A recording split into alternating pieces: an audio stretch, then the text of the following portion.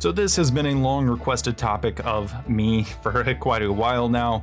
I have a friend of the channel, Andrew. I have his thumbnail here today, and we're going to make some changes to it just to see, what the thumbnail process is like, some of the things that I see from other people's thumbnails, and just ways to improve them. Now, not only am I going to make some changes to Andrew's thumbnail just to see what we can improve about it and make it better, I'm also going to take one of my thumbnails that I've already made and used on a video before, a video that's done fairly well, and I'm going to show you kind of my thought process from start to finish on making that thumbnail from scratch. So you're going to get a little bit of both in this video. Now, without further ado, remember, if you do enjoy the video, don't forget to leave it a nice, thick, and juicy like as always. And of course, if you enjoy this kind of content, you want more like it, don't forget to hit that big red sexy subscribe button right underneath the video. Also gotta say, I have been streaming a ton lately. It's been so much fun to stream with you guys. If you want to swing by and say hi, I am live on most weekdays around 1 p.m. Eastern time, so be sure to hit that notification bell to be notified when I am live. Last but not least, gotta say thank you to my channel members. You guys help make these videos possible. If you want to join, get access to the exclusive perks that they get, then don't forget to check out the link in the description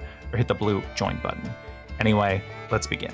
Like I said, I have Andrew's thumbnail here, and one of the first things you want to do with a thumbnail is to zoom out. Now, I like a lot of the things that Andrew has done here. I think it's a good set of ideas that he's gone with in this thumbnail, but that doesn't mean that there aren't changes and improvements to be made. So again, one of the first things you want to do is to zoom out. The reason you want to zoom out, and you can do this typically at the end of your process, but if you're in this situation where you are changing a thumbnail, you want to do it kind of in that process of change to make sure that it's good. Typically, you want to do it towards the end, like I said, just to make sure that it does fulfill these principles that we're going to talk about today. So like I said, zoomed out, most people are going to see it on their cell phones or on their desktops, and it's going to be about this size. Now, again, some of the important details that you want to look for are, of course, the text and the title, which you can still see fairly well. You can at least read it, but my big thing with that is if someone's scrolling and they see that, are they going to take the time to strain their eyes that little bit extra to click on that video and see what it's about, or are they just going to scroll past and go to the next one? That's one of the issues here. Now, I do like that the various topic commentary channels that he is talking about in the video are on here, and they're kind of blurred out in the background to kind of make the text pop a little bit more. So that looks nice. Again, I like some of the ideas here, but there are definitely changes to be made. So now what I did with that in mind, click away from this. So what I did was I grouped up the various topic commentary channels that he had there. I clipped them and I placed them on one side. Now what I did, and the reason that I cut off parts of them, is to make it look like it's on a list where you're scrolling. So of course, when you're scrolling on YouTube, you're looking through things, parts of things get cut off. It doesn't perfectly go on there. So while it's a very minor subconscious thing, it can be something that helps trigger the subconscious of the viewer who is looking through these various channels and whatnot. Now, the other thing I did is you want to emphasize quick emotions within people. A lot of people, they'll click on a video due to a subtle emotional trigger. So what's something that can emphasize a triggered emotion and get them to click on the video? Because the thumbnail doesn't have to be as intense as the video will be. It can be more intense than the video. And that's how you get people into the video, especially with how highly competitive YouTube is.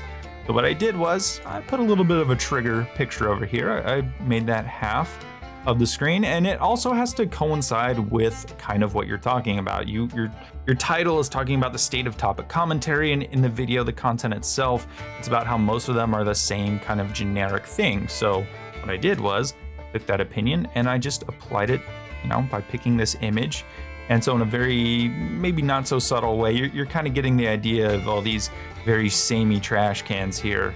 I think you get the idea of what I'm trying to say on that. Now, lastly is the text. You want the text to pop out a lot. The text not only needs to pop out, but it also needs to tell more of the story. If we just added this text back, sure, you can zoom out. It still looks legible. It's still a little small. And I mean, heck, I could blow it up and make it big in the center of the screen. But there's another issue with the actual text itself, and that is it doesn't add anything extra to why you should click on the video. And that's a big reason behind why people click on videos. The title of the video already has to do with the state of topic commentary, so just putting that on the thumbnail doesn't add any more reason to click on it. So what I did, click that away.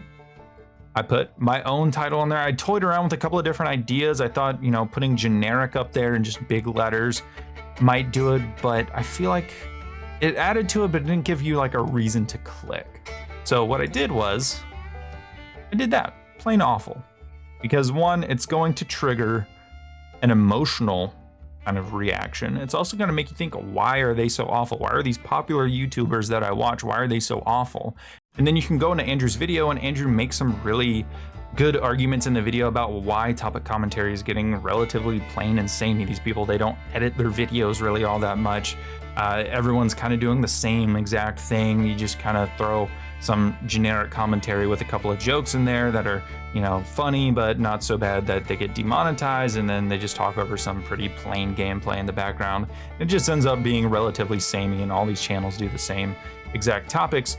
So that's kind of what I think this thumbnail does, is it kind of conveys why they're playing awful, and it also conveys that they're all relatively the same kind of trash cans here. So that's what we went with. Also, another thing you can add in that will draw people's attention is, of course, an arrow. Sure, it's generic, tons of thumbnails do it, but it does work, I promise. That's why so many people do it. It adds a little bit of action to the thumbnail, so you can see the arrows going from the trash cans to the channels over here. It adds that kind of action. It draws people's eyes. So you kind of have everything that you're going to want to do here for a thumbnail. And of course, you can let me know down below if there's any suggestions you guys would have for this. But to me, this is a pretty darn good thumbnail. Now, like I said, got to practice what you preach. Let's see what it looks like zoomed out. And that's about the size that I have it when I am checking these. So you can see the text is very plainly visible. The image in the background is plainly visible. It's still conveying its message that I was trying to get across. You got the arrow pops. And then, of course, you have the various channels over here. I think this is a pretty solid thumbnail, and I think it will grab a lot more viewers if you apply these principles to future videos. Now, to show my thought process from scratch, I'm going to show you one of my thumbnails and just kind of build it how I go about kind of forming it. Now, one of the things I like to do for my thumbnails is look at the other people in my niche or in my genre and try to build something that is in the same kind of family as those, looks similar. It draws people's attention because it looks similar, but also add my own unique twist to it so that people know that it's me without having to plaster my channel logo on it. So one of the first things that I do is, of course, I add a base layer. This is going to act as my background. Now I blur it out in order to make sure that it's more of like a solid background. People's attention aren't going towards the minor details in the back. So you just kind of blur it out, and it adds a little bit of a depth of field to it. So there's a little bit of layering.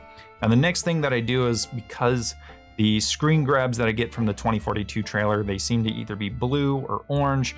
I've been trying to mix it up lately so that there is a bit of a different hue to it and it doesn't look the same as all my other thumbnails. So what I did for this one is I added a purple kind of gradient over it using a hue and saturation layer.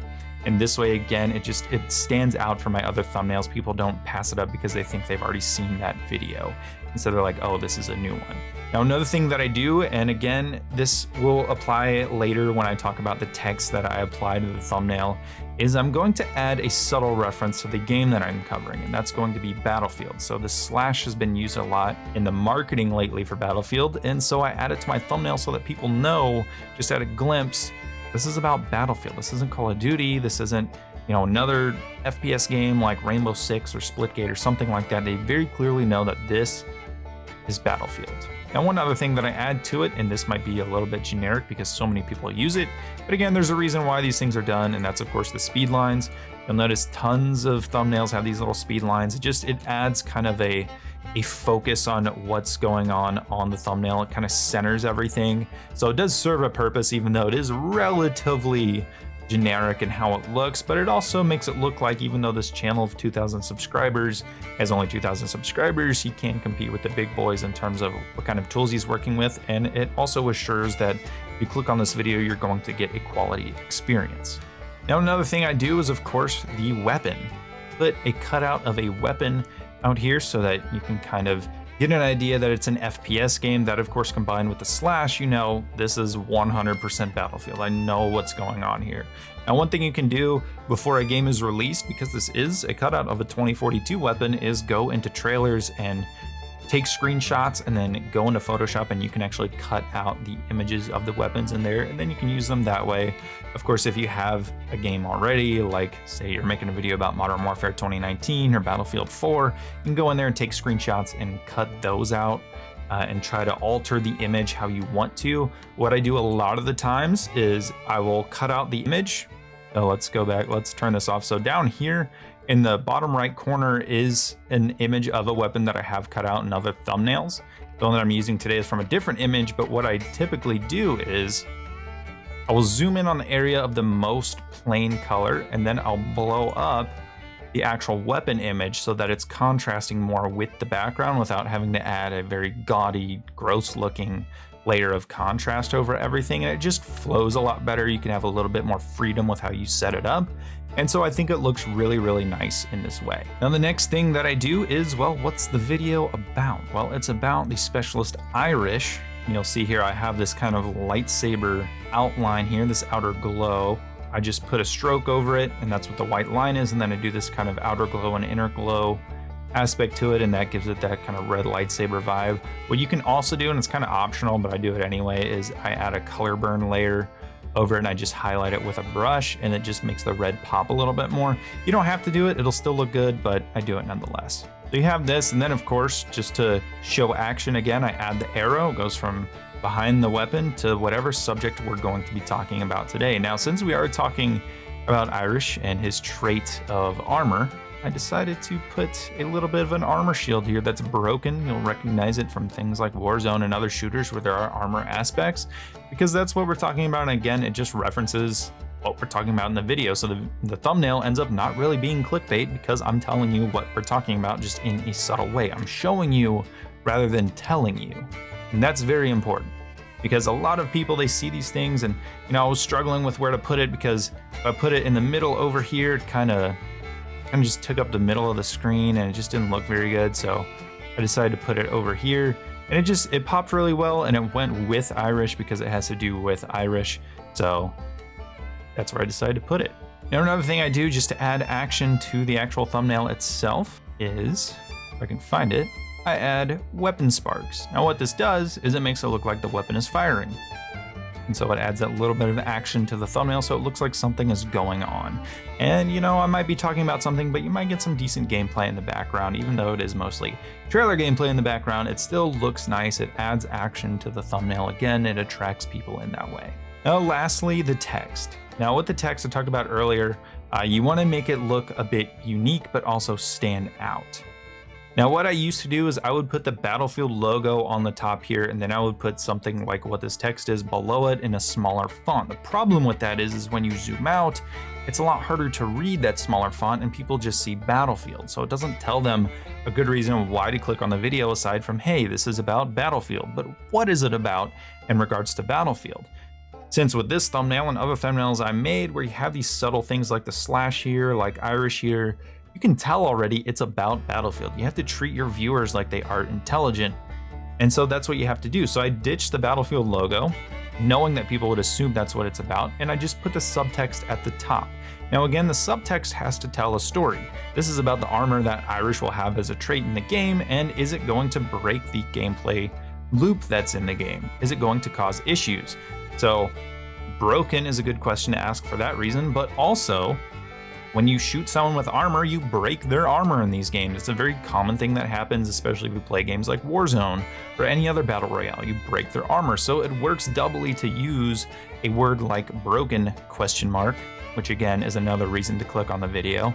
It works in that way so that people are like, is it going to break the game? Also armor breaks. So you have all these subtle hints as to what the video is going to be about, while also asking yourself questions as to, maybe I should click on this video because I want to know why it'll break the game. And, if it's about armor, what's wrong with armor? What's the deal with armor? Why would it hurt the game at all? And so that's really my thought process going into a thumbnail and making a thumbnail for one of my videos. It's a really fun thought process, honestly, going through it and coming out on the other side. It's always nice to take a look back and I enjoy looking at my thumbnails, and that means other people probably will as well, just because there's so many things going on here. And while it might look a little bit busy, when you zoom out, anything that's important is still visible, and that is key.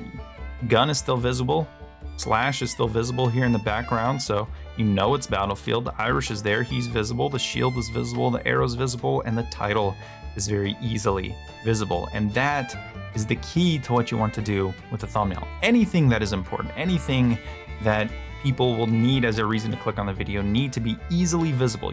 People don't want to strain their eyes. They don't want to squint. They don't want to, you know, they don't care about your video specifically until you've become such just a massive creator that people just instantly recognize your brand. But until then, people don't care about you. Just being honest. They don't care about me. They don't care about you. They don't care about anyone. They just want to watch the content that they care about. So you have to give them a reason to care about your content. And that is, in my opinion, and in practice with this thumbnail, is why this works. So anyway, let me know down below if you guys have any other questions. Let me know if you like the style of thumbnail. Let me know if you have any kind of tips for either me or for Andrew, or even if you have other questions about just making thumbnails, let me know. I'd love to have a conversation with you, and I'll see you guys in the next video.